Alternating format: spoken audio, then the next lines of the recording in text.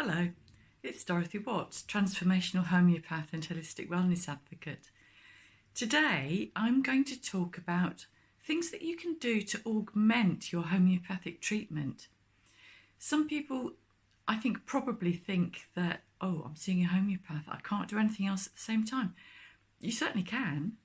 I'm not saying go and do everything, but at some point during your work with homeopathy, you might find that an idea just pops into your head. Oh, acupuncture. Oh, something or other else. Oh, cranial sacral therapist, something like that. And I certainly do.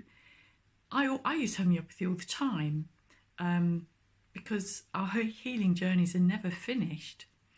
But there are things that we can do which complement the homeopathy, which actually augment it and get us into a state where we can work more readily with the energies in the remedies. So one of the things that I'd like to talk to you about today is something I encountered a couple of years ago. I went on a wonderful course with someone called Ali Stott, and her course was called The Speech of Earth. And we were learning all about the power of Earth, basically, to support us, and that we were part of Earth, part of nature, which of course we are. We aren't a species apart. We are part of nature. And one of the practices that we did was calling in the directions. Now, just about every Indigenous culture has a version of this, and the one we learnt there was based on shamanic thinking and principles. It didn't really resonate with me. The actual practice resonated, but that didn't. What I did was, though, I brought those principles home, did some thinking about how I could make it work for me. Because what really worked for me was the idea that 4 directions, north, south, east and west. When I did some research, I found there were 3 other directions that we could add: above, below and around. Basically, our entire surroundings, calling on our surroundings to support us as we go through our day. Now, you can add spirits in all of those directions if you choose, if that feels right for you. But you actually don't need to. The directions are here. We are surrounded, and surrounded by the elements as well, by earth, fire, air and water. So what I did was I worked out what worked for me, and I have linked the 4 directions to the 4 elements and linked those to a quality of thought, I guess. Something that really helps me, so that when I just every morning think about my surroundings, where I am, and that my surroundings are supporting me. I am thinking about the east being linked to air, and air being linked to inspiration, breathing in inspiration, but also new ideas. So getting support with that.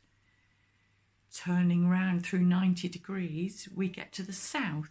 The south, I link to the fire element and the sun, which is clearly burning, very hot.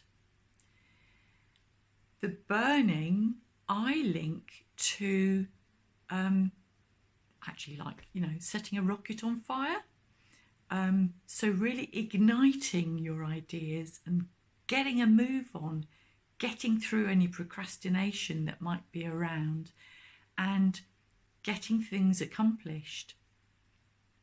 Turning around for another 90 degrees, I think about the West as being linked to water. West and water I find very helpful to have that alliteration. And water, I saw in my original notes, I had linked to reflection. But I find that as I've used it, I have moved away from my original notes, and now I think of water more in terms of flow.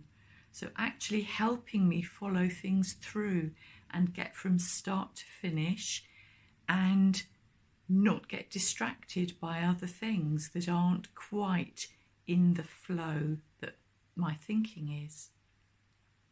So that leaves us one direction, which is north. North, I link to the earth, and the earth under our feet, I link to the ultimate support, because we're pressing down on it all the time, and it is then resisting our push. So it is literally pushing us up, supporting us all the time. So support, balance as well, because it's balancing our force down with its force up. And those things I find really, really helpful. So we then add in above. So we have all the air, we have the clouds, the sky. You can add in spirits in the heavens if that works for you, and if it doesn't, then don't. Below, I find it helpful to think about my ancestors as below, and not any old ancestors for that. My wise, well and willing ancestors, the ones who would like to come and give me a happy dance and really cheer me on and provide support in that way. And then that leaves around my current surroundings and my here and now. And through the thing that I associate with that is the importance of my integrity. So keeping my energies pure and not being dragged off by anything that doesn't resonate with me, people who maybe are more strong and forceful than myself, keeping my integrity, my ideas. And to do that, I visualise wrapping myself up in a blanket. And if I'm staying at home, wrapping myself up in a blanket or some sort of soft cocoon is wonderful. But if I'm going out and I maybe meet people who don't think like I do, who I may get knocked off kilter by if I am not really sure and solid in myself. So then I visualise something a little firmer, like around the outside of my blanket I have a nice firm set of lift doors that clunk shut. So this is all in my head, what I'm doing, but the intention that I am setting through doing that is that my day will be full of ideas that I can follow through, that I can see through to completion, that I won't be dragged off course, that I won't be knocked off course, and that I have ultimate support of everything around me in doing that. And I really love that as a practice. It's not what I was originally shown. It's my practice, and that's what makes it super special. And I'm not suggesting that anyone goes and copies what I do, but what I am suggesting is that if this idea appeals to you, take these ideas, take the elements, go and do your own research. The compass directions are sometimes linked to different elements. The the north, south, east and west can be linked differently to the fire, the earth, the air and the water. Do what works for you. And if it's even just sown a seed of something completely different that you could do that would augment your homeopathy, that would help you feel really settled and sure in yourself to start your day, then go for it. And I'd love to hear about it. So I hope that's given you some inspiration. If it's got you thinking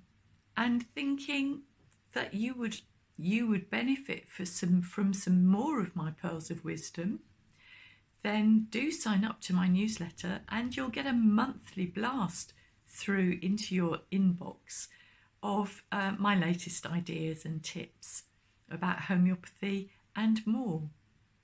Bye for now.